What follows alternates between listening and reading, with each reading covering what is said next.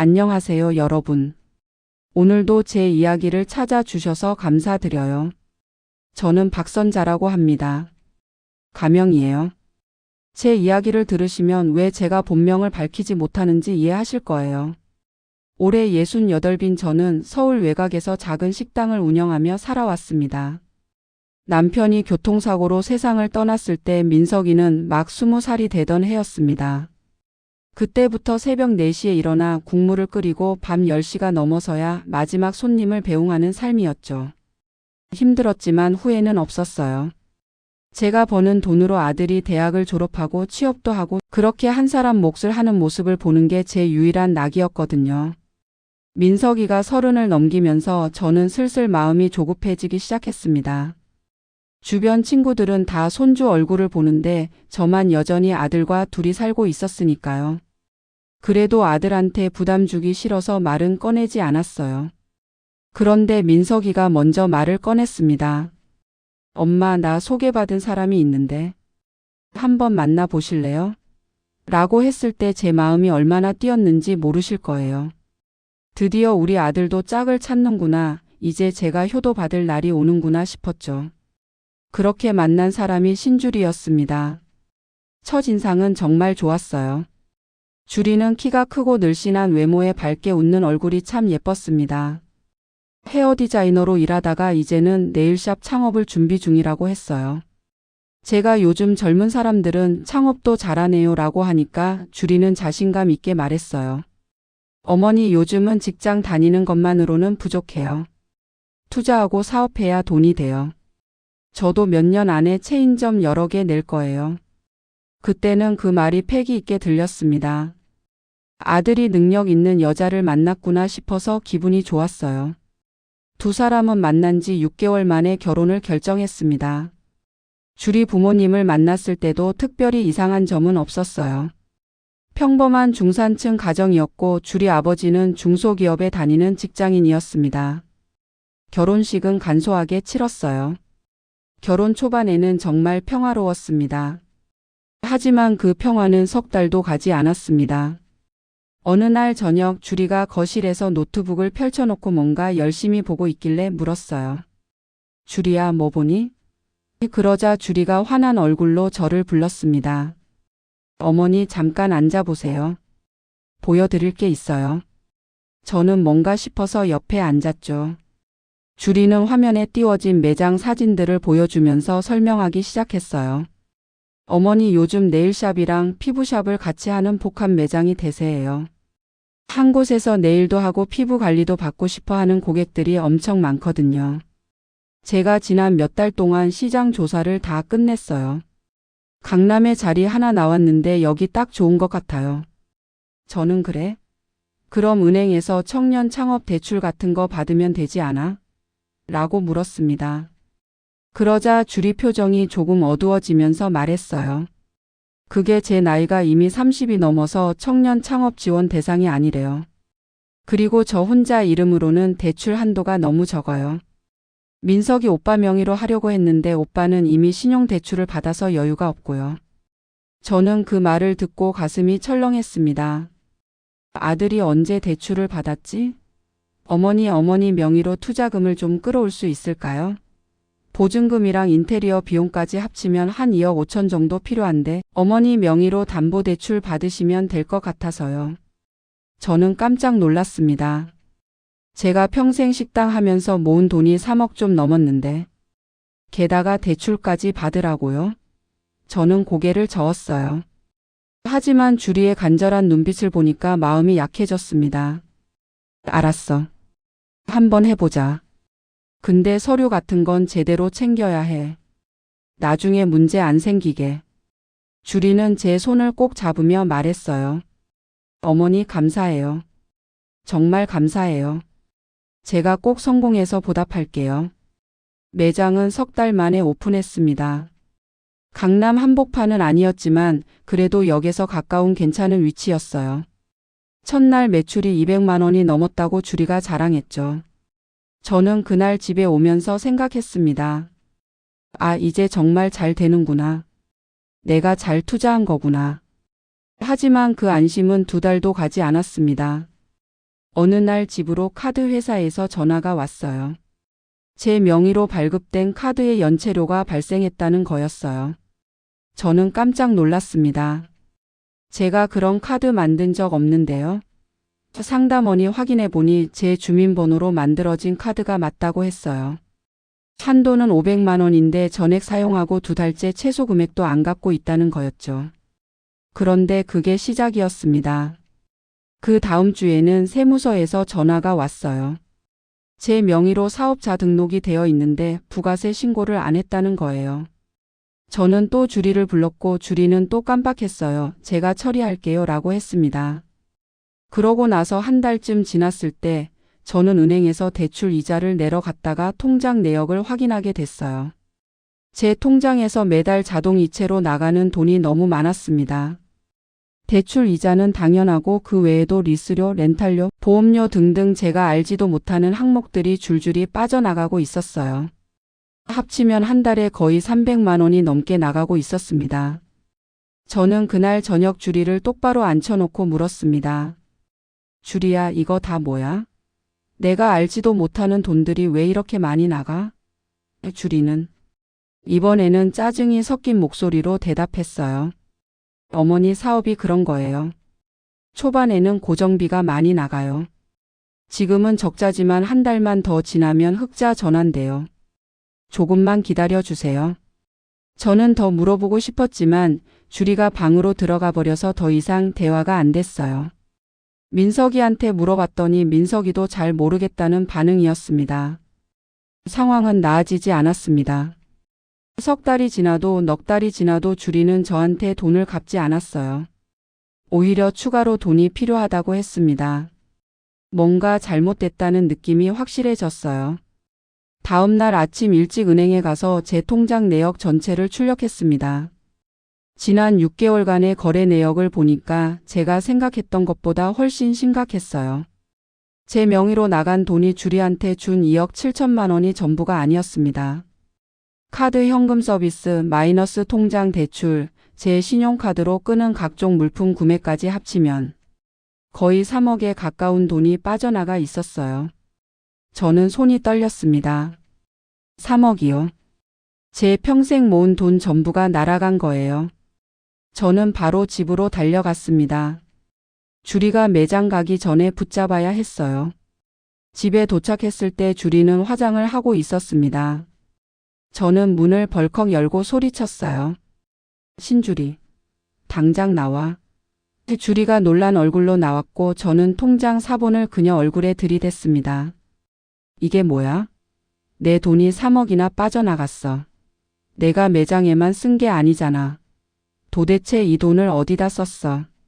주리의 얼굴이 굳어졌습니다. 잠시 침묵이 흐른 뒤 주리가 차갑게 말했어요.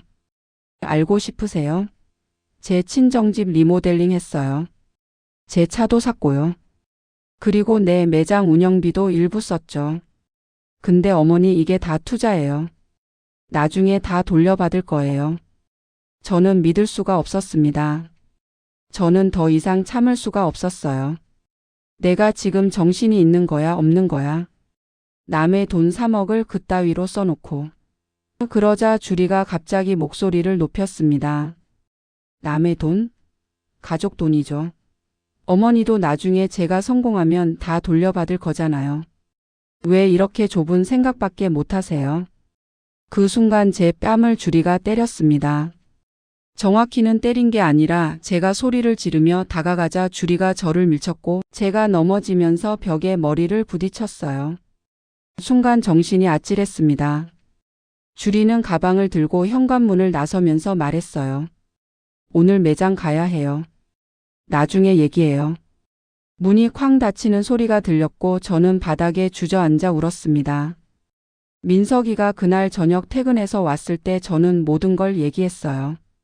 다음 날 아침 저는 민석이와 함께 주리의 매장으로 찾아갔습니다. 하지만 매장 문은 굳게 닫혀 있었어요. 유리문에 임시 휴무라는 쪽지만 붙어 있었죠. 저희는 옆 가게 사장님한테 물어봤습니다. 사장님, 옆 네일샵 언제부터 문 닫았어요? 그분이 고개를 저으며 말했어요. 아이고 거기요? 한 달 전부터 제대로 안 열어요. 저는 그날 바로 법무사 사무실을 찾아갔습니다. 제가 아는 지인 중에 법률 상담을 해주는 분이 있었거든요. 모든 서류를 들고 가서 상담을 받았어요. 법무사님은 서류를 보시더니 한숨을 쉬셨습니다. 선자 씨, 이거 상황이 좀 심각하네요. 일단 며느리분 명의로 된 사업자는 실제 운영이 안 되고 있고 선자 씨 명의로 된 채무가 너무 많아요. 카드가, 대출, 리스료까지 합치면 이거 개인 회생 고려하셔야 할 수도 있겠어요. 개인 회생이라는 말에 제 가슴이 철렁 내려앉았습니다. 평생 성실하게 살아온 제가 개인 회생이라니요. 법무사님은 이어서 말했어요. 일단 며느리분 재산 상태부터 확인해 봐야겠어요. 그리고 사기 혐의로 고소도 고려해 볼 수 있을 것 같은데 그건 경찰서 가셔야 해요. 저는 그날 집에 와서 하루 종일 울었습니다. 식당 문도 열지 못했어요. 손님들한테 뭐라고 설명해야 할지 알 수가 없었거든요. 며칠 뒤 법무사님이 연락이 왔습니다. 주리의 계좌 추적을 해본 결과를 알려주신 거예요. 주리는 제 돈을 받자마자 친정 부모님 집 리모델링 비용으로 5천만 원을 보냈고 외제차 구입에 3천만 원, 명품 가방과 옷 구매에 2천만 원, 그리고 실제 매장 인테리어와 운영비에는 6천만 원 정도만 썼더군요. 나머지 돈은 주리 개인 계좌에 그냥 넣어둔 상태였습니다. 심지어 주리는 제 명의로 사채까지 썼더군요. 제가 모르는 사이에 제 인감 도장을 가져다가 대부업체에서 2천만 원을 빌렸던 거예요. 이자가 연 40%였습니다. 더 충격적인 건 그게 끝이 아니었어요.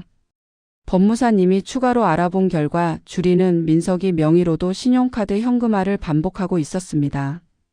민석이 신용카드를 몰래 가져다가 백화점 상품권을 긁고 그걸 다시 할인된 가격에 팔아서 현금을 만드는 수법이었어요. 민석이 신용 점수는 이미 바닥으로 떨어져 있었습니다. 아들이 그 사실을 알았을 때 얼굴이 새하얗게 질린 채 말했어요. 엄마, 나 이제 어떡해. 회사에서 알면 잘릴 수도 있어. 저는 그날 결심했습니다. 더 이상 당하고만 있을 수 없다고요. 저는 법무사님과 함께 내용 증명을 작성했습니다. 주리에게 투자금 전액 반환과 손해배상을 청구하는 내용이었어요. 그리고 형사고소장도 함께 준비했습니다. 사기죄, 횡령죄, 문서위조죄 등 가능한 모든 혐의를 넣었어요. 법무사님은 증거가 확실하니까 승소 가능성이 높습니다 라고 했지만 저는 두려웠어요. 이게 정말 옳은 일인가, 며느리를 고소하는 게 맞는 건가 하는 생각이 들었거든요. 하지만 민석이가 저를 다잡아줬습니다. 엄마, 주리는 이미 우리 가족이 아니야. 우리를 이용한 사기꾼일 뿐이야. 엄마가 평생 모은 돈을 이렇게 날릴 순 없어. 아들의 말을 듣고 저는 마음을 굳게 먹었어요. 그렇게 내용 증명을 보내고 일주일쯤 지났을 때 주리한테서 연락이 왔습니다. 만나자고 하더군요. 약속 장소는 조용한 카페였어요. 주리는 저를 보자마자 눈물을 흘리기 시작했습니다. 어머니, 제가 잘못했어요. 정말 잘못했어요. 저는 그 눈물을 보면서도 마음이 움직이지 않았어요. 지난 몇 달간 제가 당한 일들이 머릿속을 스쳐 지나갔거든요. 주리는 계속 울면서 말했습니다. 어머니, 저도 처음에는 진짜 사업 잘해서 다 갚으려고 했어요. 근데 생각보다 안 풀리니까 자꾸 다른 데 손이 가게 됐어요. 제 친정도 어렵고 제가 쓰고 싶은 것도 많고. 잘못했어요. 저는 차갑게 물었습니다. 그래서? 이제 와서 잘못했다고 하면 내 돈이 돌아와? 주리가 고개를 숙이며 말했어요. 어머니, 시간을 주시면 갚을게요. 제가 다시 일하면서 조금씩 갚을 테니까. 저는 코웃음을 쳤습니다. 내가 한 달에 얼마를 벌 건데 3억을 갚아? 100년 걸리겠네. 주리는 더 이상 할 말이 없는지 그냥 울기만 했어요. 저는 가방에서 서류 봉투를 꺼내 테이블에 놓았습니다. 이게 뭐냐면 형사고소장이야. 너를 사기죄로 고소할 거야.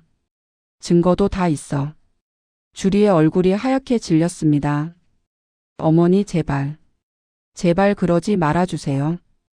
제가 전과자 되면 제 인생 끝나요. 저는 단호하게 말했어요. 내가 내 인생 끝낼 땐 생각 안 했어? 내가 60살인데 3억 빚을 어떻게 갚으라고. 내 노후를 다 빼앗아 가놓고 이제 와서 불쌍한 척하지 마. 주리가 무릎을 꿇었습니다.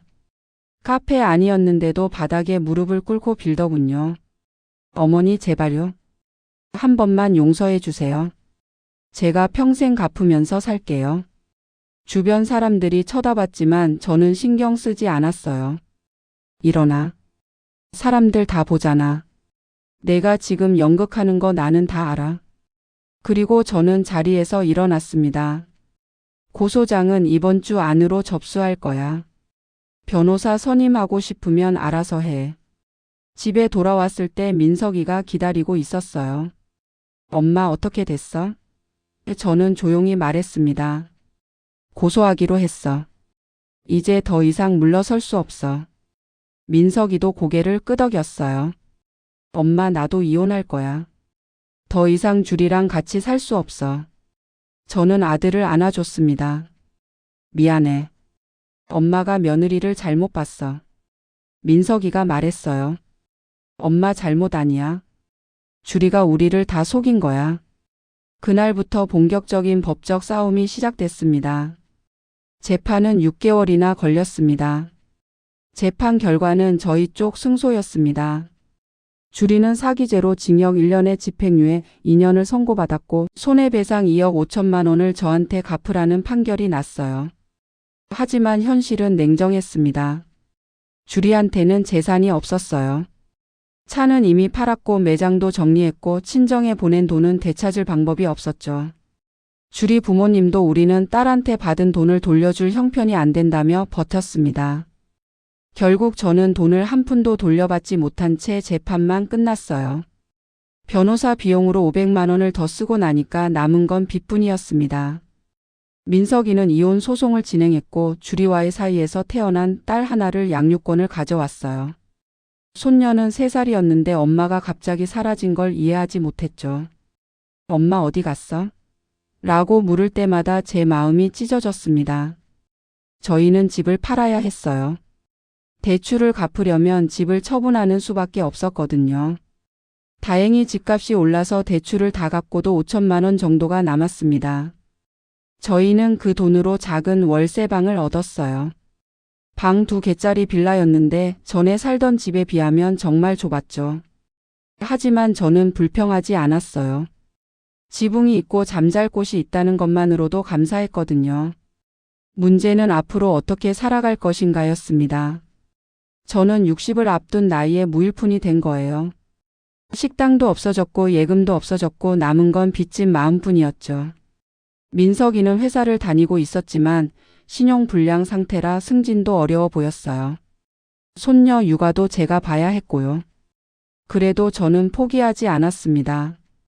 어느 날 저는 생각했어요. 내가 제일 잘하는 게 뭔가? 요리예요. 30년을 식당을 했는데 손님들이 제일 좋아한 게 뭐였나? 제가 만든 반찬이었어요. 된장찌개, 김치찌개, 나물 무침, 장아찌. 손님들이 늘 사장님 반찬 맛있어요. 어디서 사요? 라고 물었었죠. 저는 그때 제가 직접 만들어요 라고 자랑스럽게 말했었어요. 저는 반찬 배달 사업을 시작하기로 결심했습니다. 큰 매장은 필요 없었어요. 집에서 만들어서 배달하면 되니까요. 저는 남은 돈 300만 원으로 식품위생 교육을 받고 용기와 포장재를 샀어요. 그리고 동네 게시판에 전단지를 붙였습니다. 헤든 찬방 마이너스 집에서 먹던 그 맛, 엄마의 손맛을 배달해 드립니다. 수익은 한 달에 300만 원 정도였어요. 엄청난 돈은 아니었지만 저희가 생활하기에는 충분했습니다. 민석이 월급이랑 합치면 500만 원이 넘었으니까요. 저는 돈을 아껴서 조금씩 저축하기 시작했어요. 또다시 빚을 지는 일이 없도록 현금만 쓰기로 했죠. 손님들은 제 반찬을 좋아했습니다. 특히 혼자 사시는 어르신들이나 맞벌이 부부들이 많이 찾았어요. 사장님 반찬 먹으면 엄마 생각나요 라는 말을 들을 때마다 가슴이 뭉클했습니다. 저도 누군가의 엄마 같은 존재가 될 수 있다니 감사했어요. 저는 주리를 용서했을까요? 솔직히 말하면 아직도 잘 모르겠어요. 가끔 밤에 잠들기 전 생각해요. 주리는 지금 뭘 하고 있을까? 후회하고 있을까?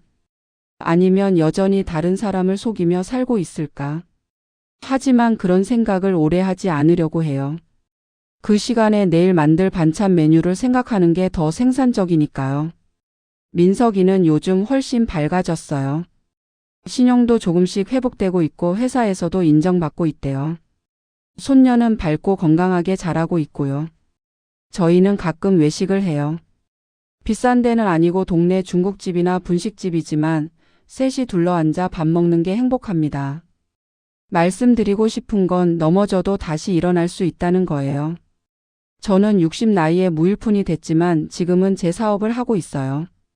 크지는 않지만 안정적이고 손님들이 좋아해주고 가족이 함께 있어요. 그게 제겐 가장 큰 재산입니다. 인생은 정말 예측할 수 없어요. 어제의 며느리가 오늘의 사기꾼이 되고 평생 모은 돈이 하루아침에 사라지고 살던 집을 잃고 모든 걸 처음부터 다시 시작해야 하는 일이 실제로 일어납니다. 하지만 중요한 건 그 뒤에 어떻게 사느냐예요. 주저앉아서 울기만 할 건가 아니면 털고 일어나서 다시 걸어갈 건가. 헤든참 방은 이제 제 자랑이에요. 작지만 제가 만든 거예요.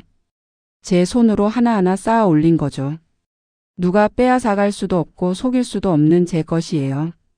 손님들이 사장님 반찬이 제일 맛있어요라고 할 때, 다음 주에도 같은 거 주세요라고 할 때 제가 누군가에게 필요한 사람이라는 걸 느껴요. 민석이가 요즘 또 여자친구를 만나고 있대요. 이번에는 제가 조심스러워요. 엄마가 한번 봐도 돼? 라고 물으니까 민석이가 웃으면서 말했어요. 엄마 걱정 마. 이번에는 내가 신중하게 알아볼게. 통장 내역도 확인하고 신용 등급도 확인하고 부모님도 제대로 만나볼 거야. 손녀는 요즘 할머니 흉내를 내요. 장난감 주방 세트로 요리하는 척하면서 맛있게 드세요 하고 저한테 가져와요. 그럴 때마다 웃음이 나와요. 이 아이는 엄마 없이 자라지만 사랑은 부족하지 않을 거예요. 할머니가 아빠가 충분히 줄 거니까요. 가끔 주리 생각이 나요. 미워해야 하는데 그냥 안타까워요. 만약 주리가 처음부터 정직하게 살았다면 어땠을까요? 매장은 작게 시작하더라도 성실하게 운영했다면 지금쯤 자리를 잡았을 수도 있어요. 남편과 딸과 행복하게 살았을 수도 있고요. 하지만 욕심이 그녀를 망쳤어요. 저는 욕심을 경계해요. 큰 돈을 벌고 싶다, 체인점을 내고 싶다, 명품을 사고 싶다. 그런 욕심이 사람을 망치는 걸 봤으니까요. 지금 제 목표는 단순해요. 매달 안정적으로 300만 원을 벌고 조금씩 저축하고 손녀 교육비를 모으고 민석이가 재혼할 때 조금이라도 도와주는 거예요. 작은 목표지만 확실한 목표예요. 그분들한테 저는 늘 말해요. 포기하지 마세요.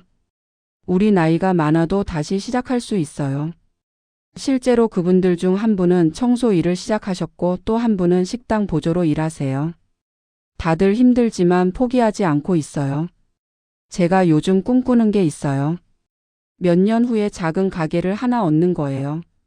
지금은 집에서 만들어서 배달하지만 가게가 있으면 손님들이 와서 직접 골라갈 수 있잖아요. 그리고 반찬뿐만 아니라 도시락 사업도 해보고 싶어요. 큰 사업은 아니지만 안정적이고 오래 갈 수 있는 사업이요. 욕심은 안 내요. 그냥 꾸준히 성실히 하는 거예요. 앞으로 제가 또 실수할 수 있어요. 또 누군가를 잘못 믿을 수도 있고 사업이 안 될 수도 있어요. 하지만 그때마다 다시 일어설 거예요. 왜냐하면 저는 할머니니까요. 손녀한테 보여줘야 해요. 넘어져도 다시 일어서는 모습을요. 포기하지 않는 모습을요. 여러분 오늘 제 이야기를 들어주셔서 정말 감사합니다. 앞으로도 제 작은 경험이 더 많은 분들에게 도움이 될 수 있도록 열심히 활동하겠습니다. 여러분 용기 내서 행복하세요.